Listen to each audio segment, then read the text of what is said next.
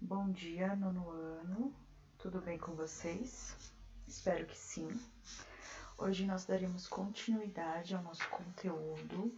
Então, a gente vai abrir a apostila na página 390. E a gente vai continuar aquele processo da população no mundo globalizado. Nós vamos dar continuidade ao entendimento de como que está a organização, né, dos grupos sociais dentro da globalização.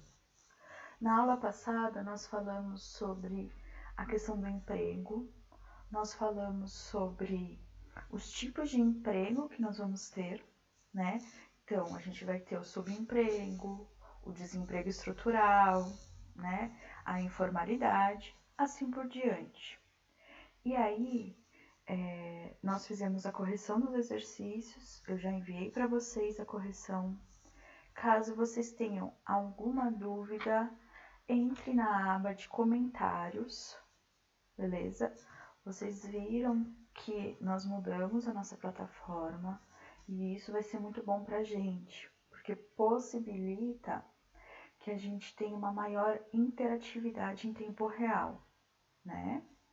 Nós também iremos fazer algumas transmissões ao vivo, né, quando todo mundo estiver mais familiarizado com a plataforma, tá? Então a gente vai passar por essa quarentena de uma maneira bem tranquila.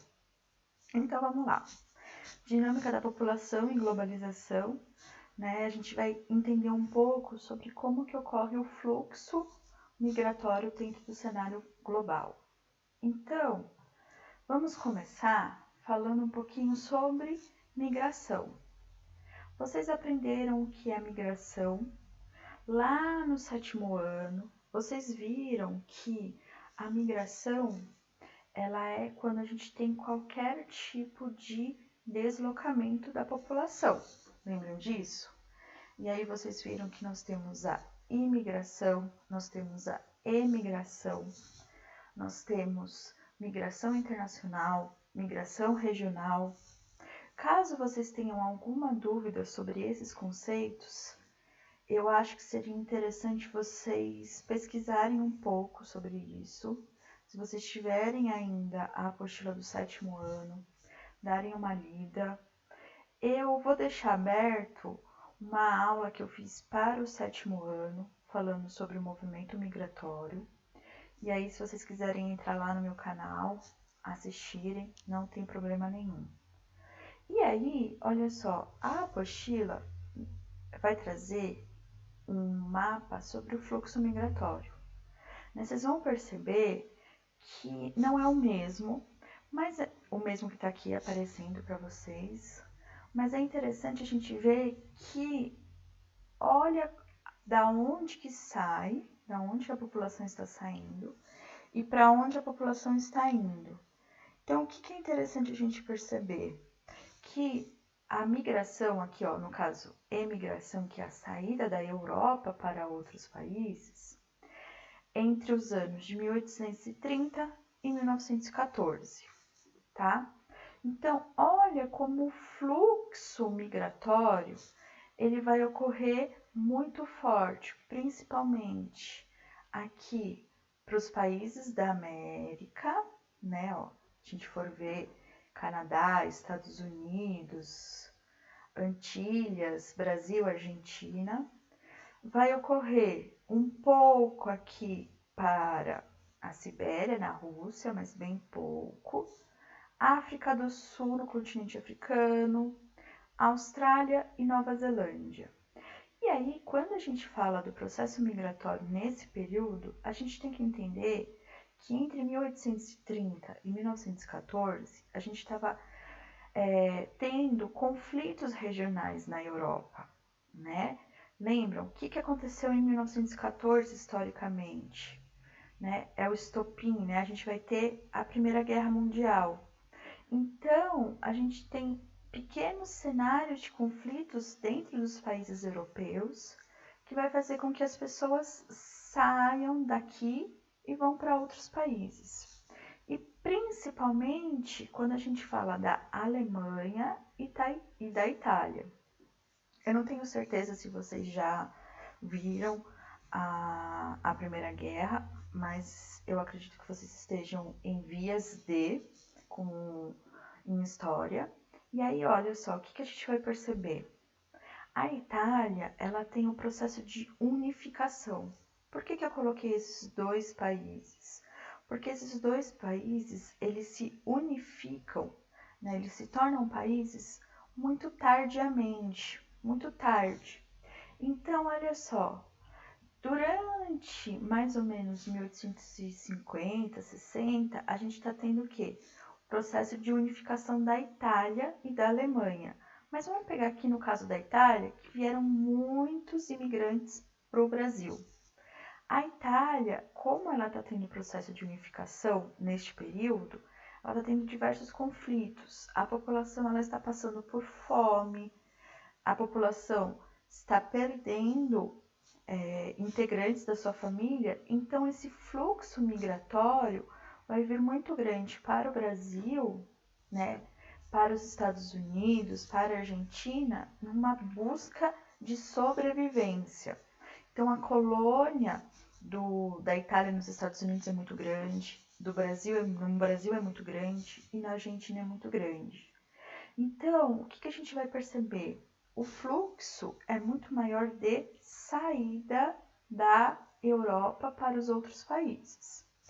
Aí, quando a gente começa a ver no final do século XX e início do século XXI, a gente tem o quê? Uma modificação. A gente não tem todo aquele cenário saindo da Europa. A gente vai ter fluxos migratórios que até a gente pode denominar de fluxos regionais. Então, olha só, ó, a África aqui, ó, central e austral, né? Esses países migram para a África do Sul. Aqui, o Sudeste Asiático migra para a Austrália, né? A gente está vendo que aqui o Brasil, né, principalmente a América do Sul, vai ter um processo migratório muito grande para os Estados Unidos. Então, não existe mais um grande foco de país receptor, mas a gente vai ver que são focos regionais. Até aqui, ó, dentro da Europa, o que a gente vai perceber? Que vai vir uma grande migração do leste europeu, que é essa região aqui, sentido que o oeste. Fluxo migratório muito grande do continente africano para a Europa Ocidental. Então, quando a gente fala da migração, né, ela vai se localizar mais regionalmente. E uma coisa que é interessante a gente ver, lá também tem, dentro do material do 7º ano, que a gente vai ter alguns tipos de migração, como, por exemplo, a migração forçada, onde aquele indivíduo ele se vê obrigado a migrar, seja por questões religiosas, por questões políticas, por questões econômicas, né? Então, alguma coisa aconteceu, até mesmo eventos naturais, de tsunami, terremoto, né? Alguma coisa aconteceu ali que forçou a população a sair do seu local de origem. Aí nós também temos a migração espontânea, aonde ele quer melhorar de vida, ele vai sair, por exemplo, do Peru e vai para os Estados Unidos, do México para os Estados Unidos, né? E aí vocês se lembram que a gente assistiu o filme o ano passado, Deserto, né? Que estava falando um pouco disso, do processo migratório entre os mexicanos tentando entrar nos Estados Unidos. E a gente vai ter a denominação de também refugiados, que pode entrar aqui na migração forçada, né, que eles se veem obrigados a sair do seu país de origem. Beleza? Então, dando continuidade, a gente vai ver que no mundo de hoje a gente tem uma grande diversidade religiosa.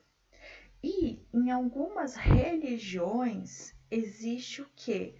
A ideia da migração para algum templo sagrado, né? Esse templo, essa migração, ela pode ocorrer numa basílica. Então, por exemplo, para quem é católico, você ir visitar a Basílica de Nossa Senhora Aparecida, né? Que ali, como os católicos chamam, a casa, né?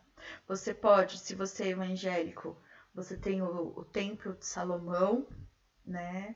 Que é uma grande área para receber os seus religiosos, né? E você pode também ter um bairro que é considerado sagrado para uma religião, ou uma cidade. Então, diversas religiões propagam a chamada peregrinação. Você ir até um local sagrado, né, para ter um contato com o seu superior, né, com uma entidade superior, independente da religião que você tenha, né? Tudo bem? E isso a gente vai chamar de migração religiosa. Então, não importa qual seja a religião, de uma maneira ou de outra, a gente tem essa ideia de migrar para um local sagrado. E aqui eu tenho uma imagem, né, de Meca, que é uma cidade que fica lá no Oriente Médio. E para os islâmicos, ela é considerada sagrada. Tanto é que quando vocês veem, uma das características do islamismo é você rezar, né? Você tem os horários de reza e você rezar voltado à cidade de Meca. Então eles vão, se ajoelham e sempre voltados para Meca, porque ela é considerada uma cidade sagrada. E uma das obrigações, logicamente, né, você não vai para o inferno, você não vai deixar de ser um bom religioso se você não fizer. Mas uma das tradições que eles têm é ir visitar a Meca uma vez na vida. Então, todo mundo que é da religião islâmica tem tem que ter essa atividade de visitar a Meca, né? Tem que ter esse propósito. Então, aqui a gente vai colocar todas as pessoas que visitam a Meca dentro, né, dessa migração religiosa. Tudo bem? Tranquilo até aqui? Perfeito. E aí, a gente vai entrar numa questão que é muito problemática, que é a xenofobia. Palavra difícil, mas é uma palavra que está no nosso dia a dia. O que é xenofobia? É como se fosse um preconceito. Então, a gente fala que é um preconceito por pessoas de fora, por pessoas que possuem crenças diferentes. É um sentimento de aversão às pessoas, crenças e modo de vida. Então, não necessariamente só religioso, mas pode ser cultural também. Vamos lá, ó, aqui eu coloquei algumas imagens. Então, quando você olha aqui, ó, o que ele está fazendo? Ele está barrando pessoas que são diferentes. Isso aconteceu muito nos últimos anos no continente europeu. Nós vimos ali, mais anteriormente, que a gente tem um grande fluxo do leste europeu para a Europa ocidental. Então, vamos voltar aqui, ó, né? A gente tem esse fluxo do continente africano. Então, o que acontece? A Europa ocidental, ela fez o quê? Ela barrou. Então, a gente tem nos últimos anos uma grande quantidade da população que realiza xenofobia, que vê qualquer pessoa diferente de si como algo estranho e algo que precisa ser combatido. Tranquilo? Então, quando a gente ouve aqueles casos, um árabe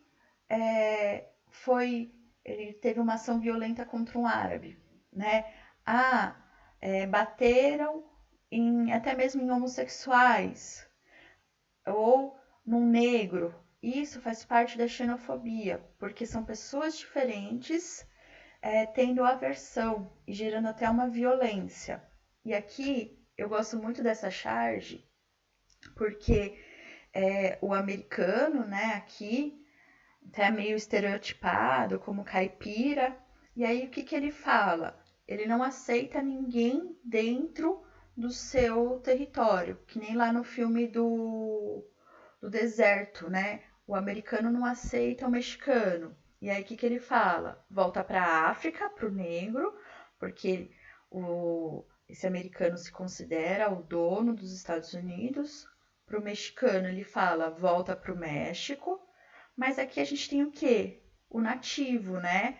E a gente não pode esquecer que grande parte dos estadunidenses tem uma ascendência europeia, sim, né?